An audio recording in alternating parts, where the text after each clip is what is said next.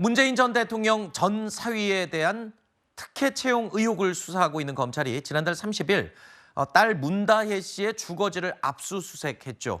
이 압수수색 영장에 문재인 전 대통령이 피의자로 적시된 것으로 확인이 되면서 정치적인 파장이 지금 만만치가 않습니다.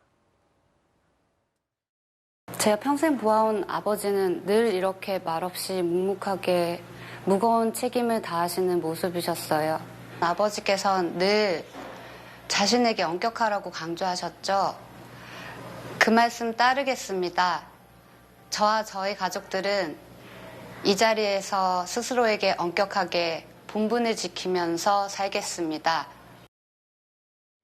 자, 문다혜 씨의 압수수색 영장에 문재인 전 대통령이 뇌물 혐의 피의자로 적시가 된 겁니다. 지난 2018년 7월부터 2020년 4월까지 전 사위가 받은 급여와 태국 체류비 등 이런 금액을 검찰이 뇌물로 지금 판단을 했다는 건데, 전 사위 특혜 채용 의혹 고발 4년 만에 문 전 대통령 뇌물 사건으로 사건의 성격이 좀 바뀌었습니다.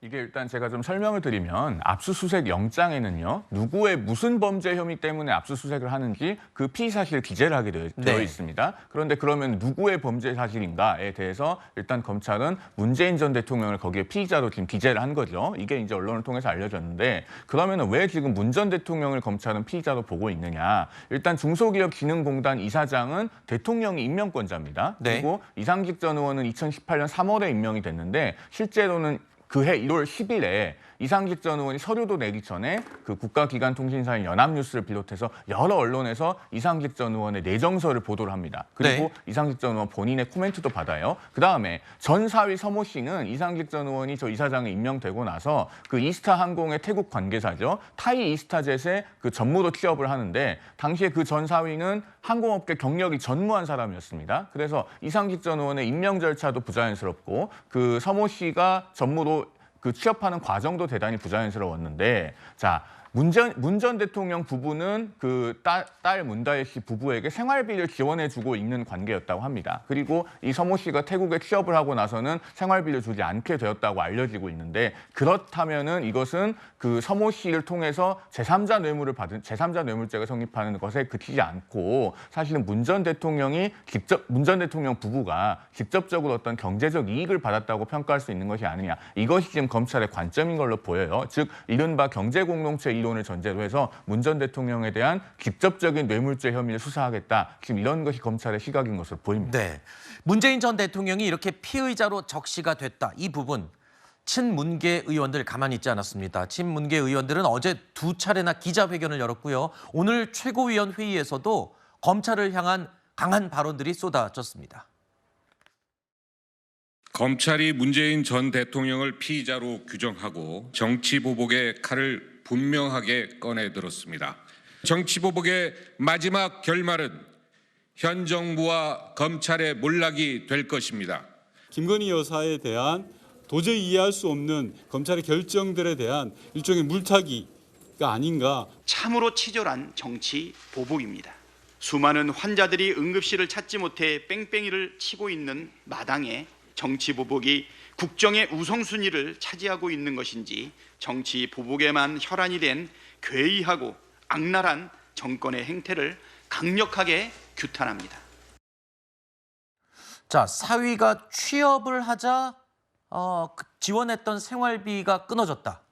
그러니까 문 전 대통령의 경제적 이득을 얻었다, 이렇게 검찰은 지금 판단을 한 겁니다. 이 연결고리를 입증하기 위해서는 문다혜 씨 부부와 문재인 전 대통령을 많이 듣던 거죠. 경제 공동체로 볼 수 있느냐, 이 부분이 가장 핵심인 것 같습니다. 민주당이 과거 적폐청산을 할 때 이 경제 공동체라는 이 논리로 그때 한참 적용이 됐었죠. 이게 거꾸로 다시 문재인 전 대통령에게 적용된다는 얘기입니다. 그러니까 문재인 정부 시절에 그 박근혜 전 대통령에 대한 국기문란 사건에 대해서 뭐 이런 부분들을 적용한 부분이 지금 대통령을 하고 있는 윤석열 대통령께서 그 당시에 경제 공동체라는 이런 논리를 만들어 가지고 오셨던 거 아닙니까? 이걸 가지고 지금 문재인 전 대통령을 피의자로 또 국민 앞에 어떤 범죄자의 모습으로 세우기 위해서 지금 빌드업을 하고 있다, 이렇게 지금 보여지고 있는 건데요.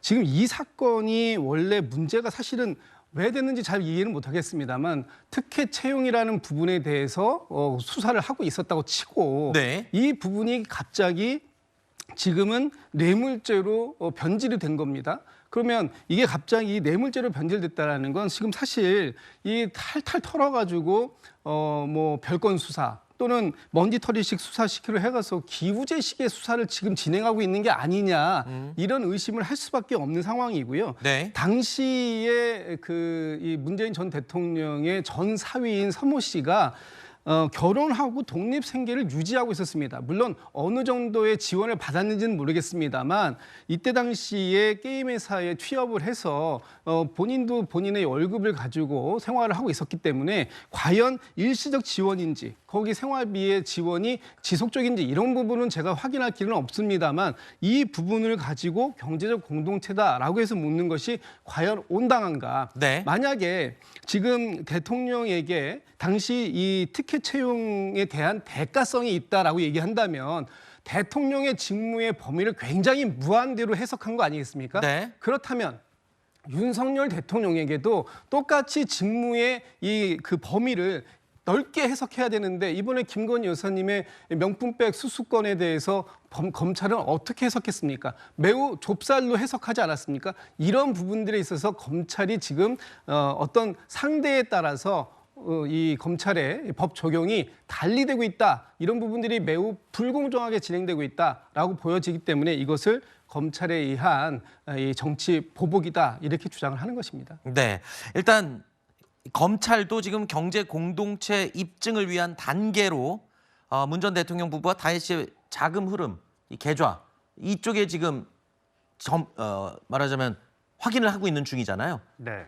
이게 법조인의 시각에서 바라보면은 네. 굉장히 여러 가지 간단한 사항을 어렵게 설명을 하실 때가 많은데 저는 국민 상식선에서 좀 봐야 된다고 생각을 해요. 경제 공동체 맞죠. 만에 하나 문다혜 씨가 결혼 전까지 아니면 결혼 이후에도 상당 기간 부모한테 도움받을 수 있죠. 왜 못 받습니까? 근데 받았다면 그 경제 공동체로 볼 수 있는 것이고, 그것이 만에 하나 이 타이 이스타젯의 전 사위가 고용이 되고 태국으로 가기 전까지 지속이 됐다면은 아까 말씀하셨듯이 뭐 드러난 건 없지만 그것을 어느 정도 단서를 잡고 있을까 검찰이 저렇게 조사를 하고 있는 거 아니겠습니까? 그건 지켜보면 될 것 같고, 네. 또 한 가지 문제는 이건 왜 문제가 되냐면은 특혜 채용에 대한 부분도 문제지만 대가성으로도 볼 수 있잖아요. 예를 들어서 지금 이상직 전 의원이 공단 이사장으로 임명이 될 때 이것이 부적절한 인사였다. 그러니까 능력이 안 되는데 이거를 억지로 끼워 맞췄다라는 얘기가 그 당시에도 나왔다고 하더라고요. 그럼 그 당시에 그 얘기 나왔으면은 사람들이 정치권에서는 이런 일이 비일비재하게 일어나라고 퉁치고 넘어갈 수 있지만 문제는 뭐냐면 이분이 이렇게 된 다음에 7월에 전 사위가 고용이 되는 겁니다. 그러면 이거는 불과 3, 4개월 만에 공단 이사직 받고 그다음에 자기 회사를 통해서 전 사위가 고용이 됐다면 그건 대가성으로 볼 수 있을 만한 충분한 여지가 있기 때문에 이건 조사를 해야 되는 거죠. 네. 문재인 전 대통령이 이 딸 다혜 씨 압수수색 영장의 피의자로 이렇게 적시가 된 것으로 확인이 되면서 소환 조사는 불가피하다, 이런 관측도 나오고 있습니다. 문 전 대통령은 과거에 살아있는 권력이나 과거의 권력에 대해서 엄정하게 수사해야 한다라는 언급을 한 적이 있었죠. 대통령도 범죄 행위를 했다면 당연히 수사받아야 하고, 또 퇴임 후에 불기소 특권이 없어진다면 그때는 또 엄정한 법의 심판도 받아야 할 것입니다. 검찰의 수사는 살아있는 권력에 대해서나 또는 과거의 권력에 대해서나 항상 엄정하게 수사되어야 하고, 검찰은 이번 특혜 채용 의혹 수사와 관련해서 최근에 문재인 정부 시절 청와대 인사들에 대한 소환 조사도 계속 이어오고 있습니다. 지난주 토요일에는요, 조국 대표가 전주지검에 출석하기도 했습니다. 이제 소환과 조사가 이루어지지 않은 사람이 아예 없을 정도로 대통령의 의중이 실려 있다고 생각할 수밖에 없는 일입니다. 문재인 정부가 대역죄를 지었다 하더라도 이 정도면 됐다 싶습니다. 이 수사가 출발부터 좀 문제가 있다는 생각을 하고 있습니다. 윤석열 정권이 지금 들어서 이제 3년 차인데 전직 대통령을 3년째 수사하는 듣도 보도 못한 상황이다. 문재인 전 대통령 및 그 가족에 대한 수사의 역량의 한 100분의 1만큼이라도 현재 살아있는 권력인 윤석열, 김건희 두 분에 대한 수사를 좀 했으면 좋겠다.